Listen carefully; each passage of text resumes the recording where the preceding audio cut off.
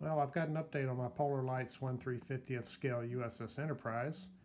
It's been a few months since I posted any updates to this, but it's been slow going.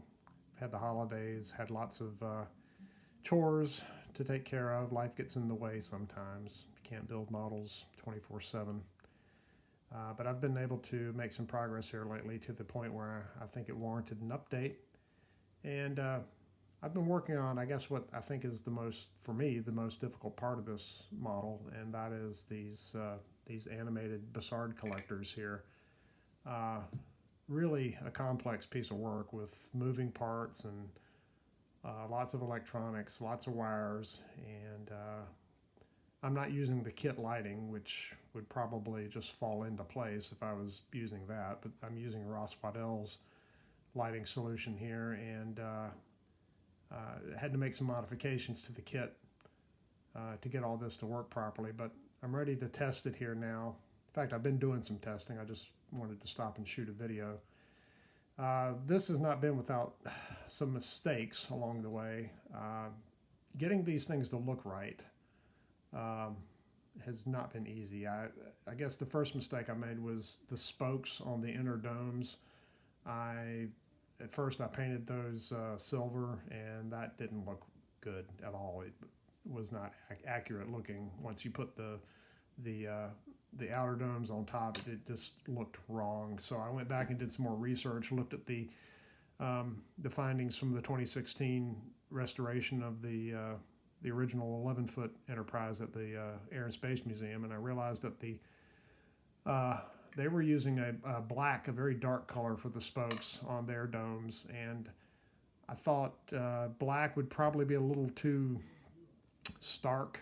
I didn't want the black to jump out through this orange frosted outer dome. So I took an approach of using a dark gray color here, and that looks okay. I think it's not perfect. I don't think you should see as much of this spoke pattern through the unlit dome, but there's very little clearance between the inner dome and the outer dome, and I don't see how you can avoid seeing those spokes through there. So I'm willing to accept this.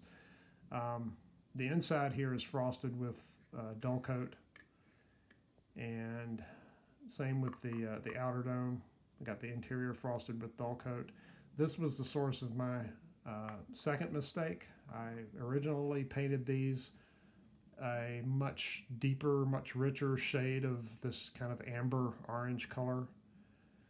And I found that when I did my lighting test, the orange tended to dominate and overpower the multicolored LEDs that were blinking behind the inner dome. You know, there's red and white and blue and green and some pink LEDs on Ross's lighting board here. And when I had the original paint job I did on these outer domes was just suppressing so much of that. You could really only see orange pretty much, and the other colors were very subdued. So I had to strip the paint off of these and go at it again with a little bit of a lighter coating of the orange paint and a little bit lighter on the frosting. And I think I've got it to a point now where the lights appear correct to the naked eye. It's not going to look good on this camera. I'll warn you in advance, but it looks okay in person. Although the domes themselves appear too light to me when they're unlit. I mean, I've just been looking at pictures of the 11-foot miniature at the Smithsonian, and these domes appear darker to me when the model is unlit. But I don't want to go any darker because, again, the lighting will be affected by that. So I may have to compromise with this. This is a mix of Tamiya orange, transparent orange, and a little bit of Tamiya smoke produced this color. And I guess another mistake I made is I did all this painting here on these domes before I even had the lighting, the circuit board wired up inside the Bussard housing. So I think if I had wired up the lights and then painted a little and then installed the parts and saw how it looked and then went back to the paint booth and did a little more painting in an iterative process, I think I would have got it right the first time, or at least come a lot closer to it. But instead, I went ahead and did all the painting up front and then tested it and thought, wow, that looks terrible. So I had to go back and strip everything and start over. So that was the lesson learned. Anyway, let's get beyond the mistakes I made now. Let me just hit the power real quick. Now I've got this one's motorized.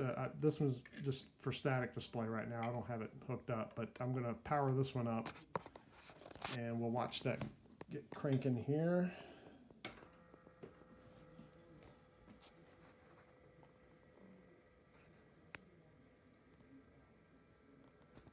And it's kind of hard to see in this light.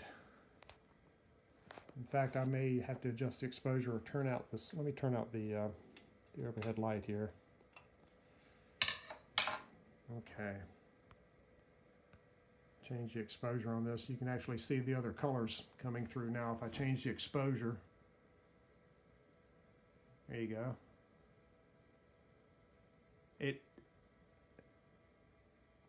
This camera on this iPad does not do a very good job of picking up the blue. There's a very distinct blue LED in there at about the 12 o'clock position, and it's kind of showing up purplish in this video. Sorry for the shaky cam here. I'm trying to get more stabilized, but I'll work my way around it.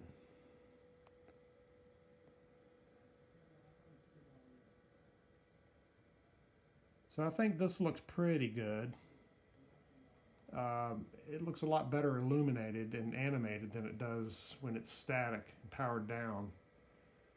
But I don't think I can have it both ways. If I get the domes looking correct in the powered off state, and then I think they're just too dark to let all these other colors pass through without tinting them and filtering them towards the orange in excess. Crank the exposure down just a bit more here. That's what you're seeing right here. That's pretty close to what you see with the naked eye, although it's a bit more intense. The colors are brighter. I really have to crank down the exposure settings on this iPad in order for these other colors to pop. Okay. Cut the light back on now. Move this around a little bit. Sorry for the shaky cam, folks. Take some Dramamine. There we go. Now the motor's a little noisier now than it was when I was testing earlier. I think I may accidentally have let part of the motor come into contact with the plastic housing of either the nacelle or the Bussard, the back end of the Bussard housing. It's normally a little quieter than that.